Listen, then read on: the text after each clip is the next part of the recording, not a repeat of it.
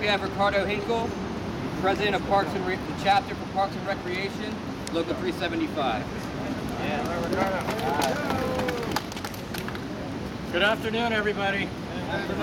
My name is Ricardo Hinkle, and I'm a landscape architect and chapter president. I represent the architects, landscape architects, civil engineers, mechanical engineers, electrical engineers, construction project managers, associate project managers, foresters, planners, urban designers at the Department of Parks and Recreation.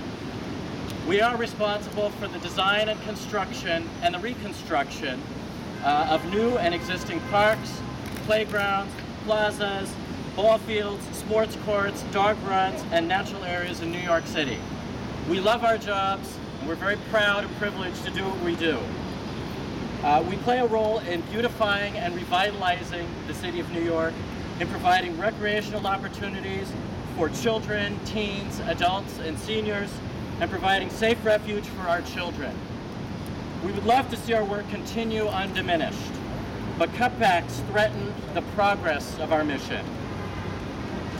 Every designer or project manager lost to layoffs and attrition means 2 playgrounds or ball fields or dog runs or sports courts that are not constructed or reconstructed in New York City.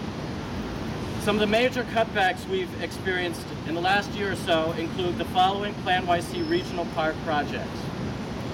In Fort Washington Park in Fort Washington, Manhattan, $21 million was cut from this project, or 58% of the total budget, including playgrounds, sports courts, a greenway link, ball fields, a comfort station, shoreline stabilization, picnic areas, and walking paths, all cut.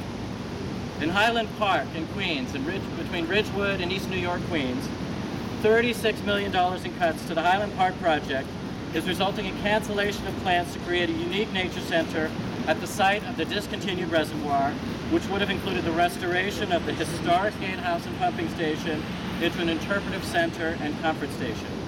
In addition, the ecological restoration of dozens of acres of wetlands have been canceled, which will allow invasive vegetation to completely choke out many rare and endangered species of plants, degrading the nesting grounds for many species of birds and other animals.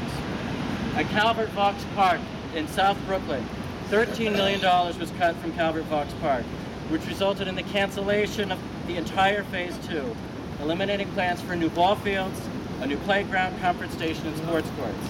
And in Soundview Park, in the Soundview section of the Bronx, $5 million was cut from Soundview Park on top of an earlier $15 million cut, resulting in the cancellation of plans to construct a new playground, comfort station at the end of Rosedale Avenue, which would have provided safe refuge for children in that neighborhood. Other Soundview projects canceled include the completion of a 3-mile bikeway loop, a woodland restoration project, and the reconstruction of the Northwest ball fields. We understand the notion of shared sacrifice, and we'd like to see these cutbacks reinstated.